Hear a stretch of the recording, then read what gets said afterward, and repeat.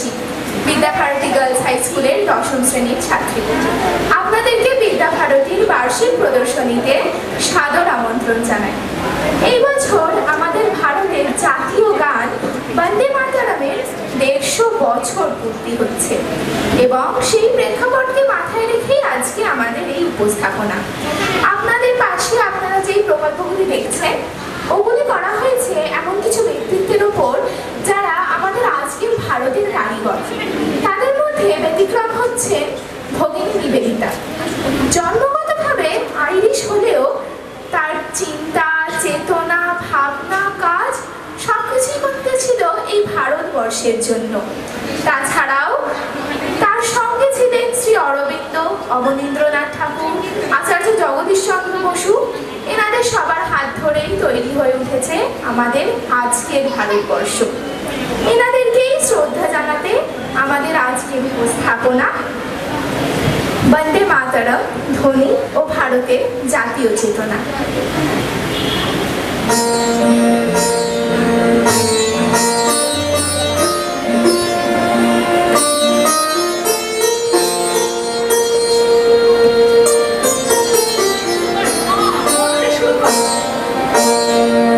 1950 সালে আনুষ্ঠানিকভাবে ঋষি বঙ্কিমচন্দ্র চট্টোপাধ্যায় রচিত বন্দে মাতরম গানটি জাতীয় গান হিসেবে স্বীকৃতি পায়।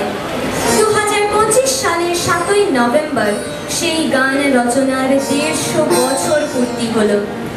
1875 সালে বঙ্কিমচন্দ্র চট্টোপাধ্যায় বঙ্গদর্শন সাহিত্য পত্রিকায় এই গানটি প্রকাশ করেন। পরবর্তীকালে 1882 সালে আনন্দমঠ উপন্যাসে তা অন্তর্ভুক্ত হয়। প্রাথমিকভাবে গানটি বাংলাদেশের বন্দনা হিসাবে রচিত হলেও পরবর্তীকালে ভারতবর্ষের স্বদেশী আন্দোলন ও বঙ্গভঙ্গ আন্দোলনের সময় এটি জাতীয় প্রতিরোধের গান হয়ে ওঠে, অদম্য সংগ্রামের ধ্বনি হয়ে ওঠে। 150 বছর পূর্তির শুভক্ষণে আমরা সেই গানের ঐতিহ্যকে আবার স্মরণ করি। প্রজন্মের পর প্রজন্মকে একতার ও দেশীয় চেতনার আদর্শে উদ্বুদ্ধ করে এই গান। স্বাধীনতা সংগ্রামের অনুপ্রেরণা থেকে শুরু করে আজও জাতীয় চেতনা গঠনে বন্দে মাতরম গানটি এক অমর কাব্যস্রোত।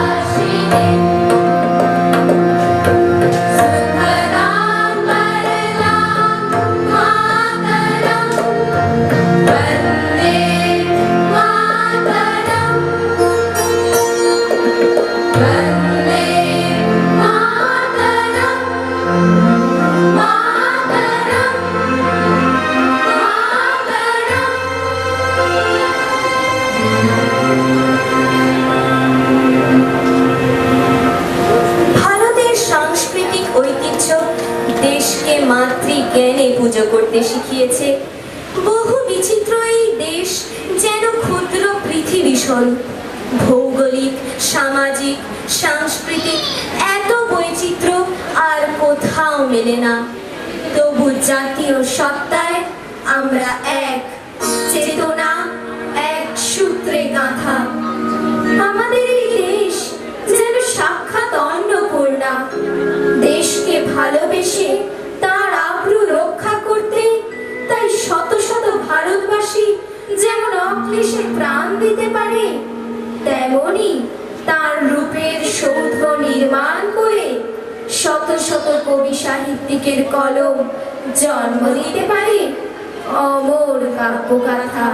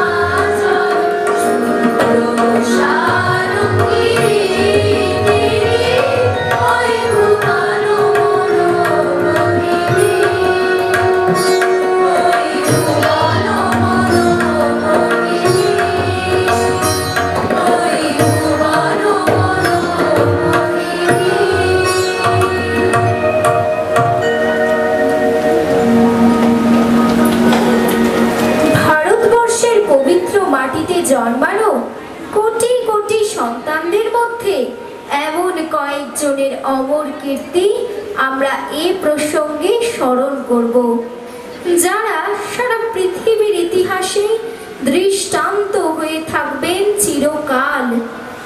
কিন্তু তাদেরও আগে আমরা স্মরণ করব তাকে, যিনি সুদূর আয়ারল্যান্ডে জন্মগ্রহণ করলেও মনে প্রাণে ভারতীয়, আমাদের সকলের প্রিয় ভগিনী নিবেদিতা।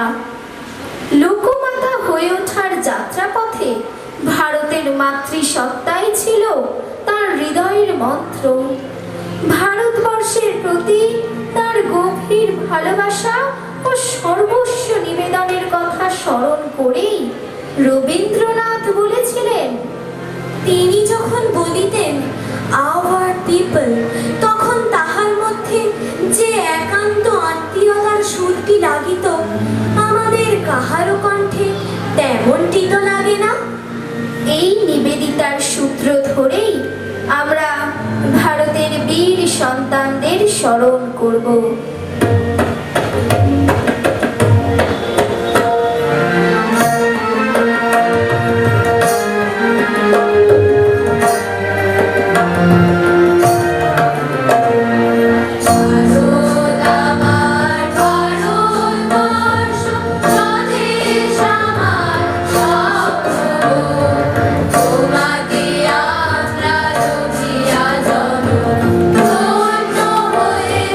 Oh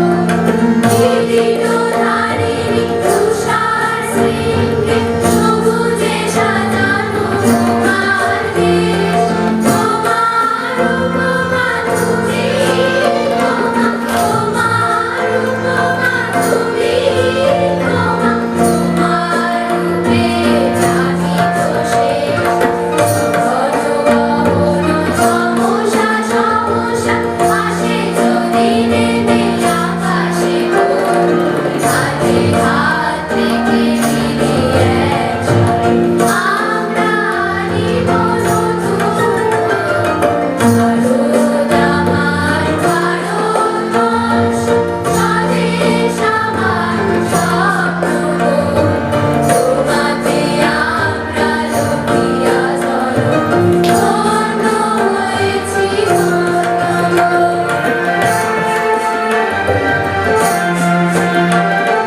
শক্তি নাইলে দাও মা শক্তি, সুজাও দীনতা বিরুয়ারে, আধার রজনী ভয় কি জননী, আধার রজনী ভয় কি জননী, আমরা বাঁচাবো এই মহাদেশ। রবীন্দ্রনাথ, বিবেকানন্দ, বীর সুভাষে মহান দেশ, জানিত ভাবনা করিয়াছি হৃদয়ে নাহিত ভয়ের দেশ। ভারত আমার ভারতবর্ষ, স্বদেশ আমার স্বপ্ন, তোমাতে আমরা লুকিয়া ধন্য হয়েছি ধন্য, ধন্য হয়েছি ধন্য, ধন্য হয়েছি স্বামী বিবেকানন্দের সূত্র ধরে ভগিনী নিবেদিতা ভারতবর্ষে এসে মানুষের সেবায় নিজেকে নিয়োজিত করলেন নানাভাবে। এই কাজ করতে গিয়ে তার উপলব্ধি সম্পর্কে 1898 সালের মিসেস হ্যামন্ডকে লেখা একটি চিঠিতে বলেছেন, আমার জীবনের স্বপ্ন যে ইংল্যান্ড ও ভারতবর্ষ পরস্পর ভালোবাসবে। কিন্তু ব্রিটিশ সরকারের নিষ্ঠুর কার্যকলাপ ধীরে ধীরে নিবেদিতার মনকে বেদনাহত করেছিল এবং ব্রিটিশ বিরোধী স্বাধীনতা আন্দোলনের অংশীদার হতে বাধ্য করেছিল। 1902 থেকে 1905 খ্রিস্টাব্দের মধ্যে নিবেদিতা ভারতের জাতীয় ও রাজনৈতিক ক্ষেত্রে বৃহত্তর ভূমিকা গ্রহণ করেছিলেন। ভারতের তরুণদের উপর তার অনন্য সাধারণ প্রভাব ছিল। এ প্রসঙ্গে প্রবীণ নেতা রাসবিহারী ঘোষ বলেছেন, যদি আমাদের তরুণরা নূতনতর, উচ্চতর, মহত্তর জীবনের জন্য অগ্নিময় বাসনায় উদ্বুদ্ধ হয়, তাহলে তার মূলে এই নারীর কৃতিত্ব কম নয়। ভারতবর্ষের নানা বিপর্যয়ের ক্ষেত্রে তিনি ব্রিটিশ শাসনকে নানাভাবে সমালোচনা করতে থাকেন। ভারতবর্ষের দুর্ভিক্ষের কারণ জানতে চেয়ে সরাসরি প্রশ্ন তোলেন। শোনা যায় লর্ড কার্জনের ভাইসরয় পদ ত্যাগ করে দেশে ফিরে যাওয়ার ঘটনাতেও নিবেদিতার সক্রিয় ভূমিকা ছিল।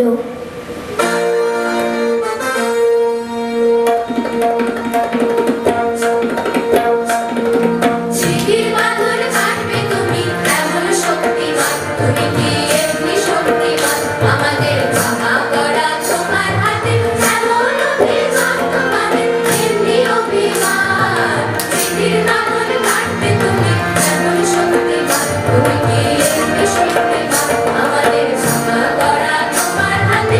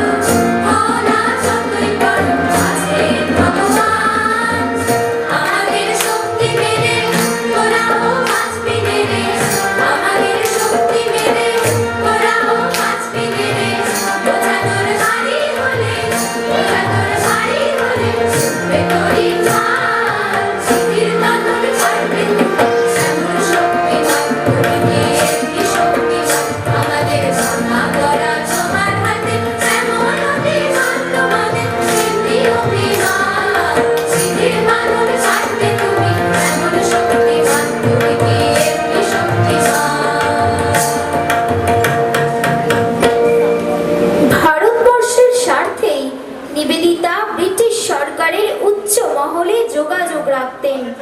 নানা স্থানে তার চর থাকত। কাজে কর্মে কঠোর মন্ত্রগুপ্তি রক্ষা করতেন তিনি। এমনকি বিদেশ থেকে বৈপ্লবিক পত্রপত্রিকা পুস্তক এনে এদেশের জাতীয়তাবাদী ভাবধারায় দীক্ষিত তরুণদের প্রেরণা যোগাতেন। তিনি বৈপ্লবিক বক্তব্য ছাপাবার জন্য গোপন প্রেস বিষয়ে উৎসাহী ছিলেন। ক্ষুরধার রাজনৈতিক বুদ্ধি সম্পন্ন নিবেদিতা কৌশলগত কারণে নানা জনের কাছে নানা রকম ভূমিকায় দেখা দিলেও তার মূল লক্ষ্য ছিল ভারত মাতা, বন্দে মাতরম ছিল তার মূল মন্ত্র।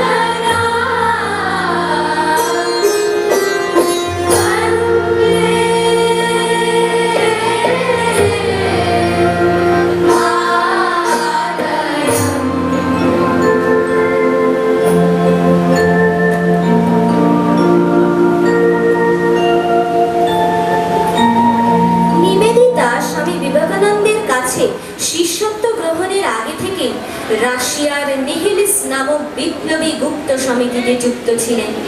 সেই কারণেই এই তেজস্বিনী রমণী বাংলা তথা ভারতবর্ষের চরমপন্থী বিপ্লবীদের প্রেরণা হয়েছিলেন। বিপ্লবী বারীন্দ্র কুমার ঘোষ তার অগ্নিযুগ গ্রন্থে বলেছেন, ভগিনী নিবেদিতা চরমপন্থী নেতারূপে শ্রী অরবিন্দের অগ্রগামী। 1902 খ্রিস্টাব্দে বরোদার মহারাজের আমন্ত্রণে নিবেদিতা বরোদায় যান এবং সেখানেই তার সঙ্গে অরবিন্দ ঘোষের প্রথম সাক্ষাৎ হয়।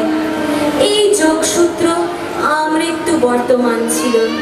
নিবেদিতার অনুরোধে গ্রেফতারি এড়াতে ধর্ম ও কর্মযোগিনের কাজ অসমাপ্ত রেখে অরবিন্দ চন্দননগরের পথ ধরে পণ্ডিচেরি পাড়ি দেন। অরবিন্দের পরে বাংলার প্রধান বিপ্লবী নেতা যতীন্দ্রনাথ মুখোপাধ্যায় তথা বাঘা যতীন 1899 সাল থেকে নিবেদিতার সংস্পর্শে আসেন। যতীন্দ্রনাথ মুখোপাধ্যায় রাজনৈতিক উদ্দেশ্য নিয়ে নিবেদিতার সহায়তায় ইউরোপ ও আমেরিকায় গিয়েছিলেন। নিবেদিতা ভারতবর্ষের চরমপন্থী, মধ্যপন্থী, নরমপন্থী সমস্ত বিপ্লবী দলের সঙ্গেই সংযোগ রেখে ঐক্যবদ্ধ সংগ্রাম চালাবার চেষ্টা করেছেন। তাই বঙ্কিমচন্দ্রের দেশমাতৃকার ধারণার সঙ্গে নিবেদিতার মতাদর্শকে মিলিয়ে দেওয়া যায় সহজেই।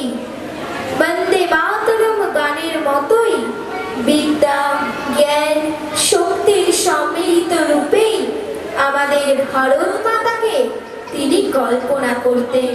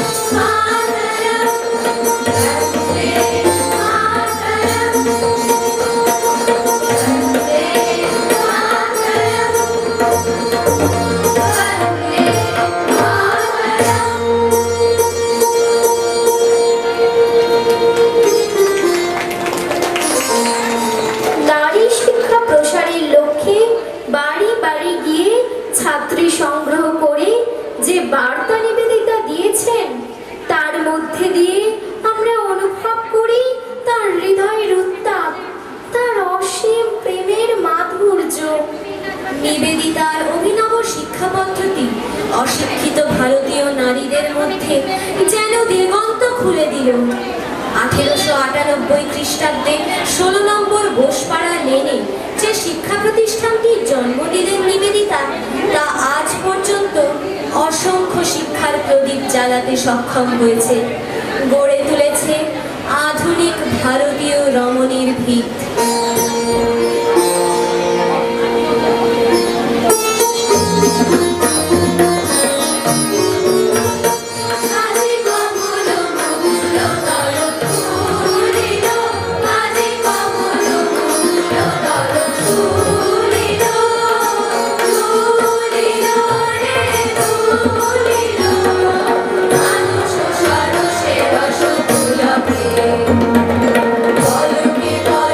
Bye.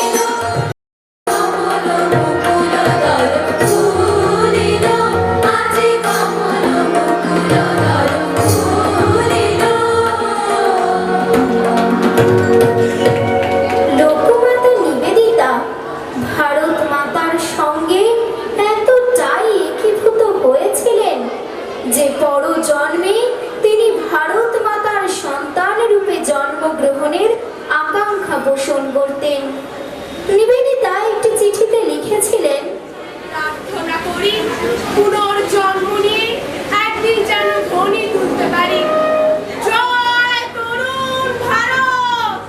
এই উপলব্ধি থেকেই তিনি হয়ে উঠেছিলেন সংগ্রামশীল জাতীয়তাবাদের প্রেরণাস্থল। অনুশীলন সমিতি তার সক্রিয় সাহায্য ও উৎসাহ পেত। মেয়েদের তিনি বলতেন, তোমরা সকলে জপ করিবে, ভারতবর্ষ ভারতবর্ষ ভারতবর্ষ, মা মা মা। এই ভাবধারায় অনুপ্রাণিত হয়ে 1905 খ্রিস্টাব্দের চরম রাজনৈতিক সংকটের মুহূর্তে শিল্পী অবনীন্দ্রনাথ ঠাকুর আঁকলেন বিখ্যাত ভারত মাতা চিত্রটি। এই ছবির নাম প্রথমে ছিল বঙ্গমাতা, পরবর্তীকালে ভগিনী নিবেদিতার পরামর্শে নাম বদলে হয় ভারত মাতা। উচ্ছ্বসিত নিবেদিতা এই ছবি দেখে বলেন, গ্রেট মাস্টারপিস। তিনি চেয়েছিলেন এই ছবি কেদারনাথ থেকে কন্যাকুমারী দেশের প্রতিটি পণ্য কুটিরে শোভা পাক। আত্মনির্ভরশীল যে দেশের স্বপ্ন এই ছবিতে রূপ লাভ করেছিল, তা যেন নতুন জাতীয়তাবাদের প্রতীকে পরিণত হয়েছিল। ছবিটির সঙ্গে ঋষি বঙ্কিমচন্দ্রের বন্দে মাতরম গানের চিত্রকল্পটি সেই কারণেই মিলে যায়। সেই নিবেদিতা ঋষি বঙ্কিমচন্দ্রের বন্দে মাতরম মন্ত্র সম্পর্কে বলেছেন, Nationalism is the faith and Vande Mataram is the mantra of every one of us. তিনি এই মন্ত্রের শক্তি সম্পর্কে এতটাই শ্রদ্ধাশীল ছিলেন যে ভারতের জাতীয় পতাকার প্রাথমিক খসড়া তৈরির সময় লাল রঙের কাপড়ে হলুদ বজ্রের চিহ্ন এবং তাতে বাংলা হরফে বন্দে মাতরম মন্ত্রটি লেখার কথা ভাবেন। 2025 সালের 7ই নভেম্বর সেই মন্ত্র সৃজনের 150 বছর পূর্তি হলো। প্রজন্মের পর প্রজন্মকে জাতীয় চেতনায় উদ্বুদ্ধ করার শক্তির আধার রূপে 1950 সালে ভারতের জাতীয় গান হিসেবে স্বীকৃতি পেয়েছে এই গান।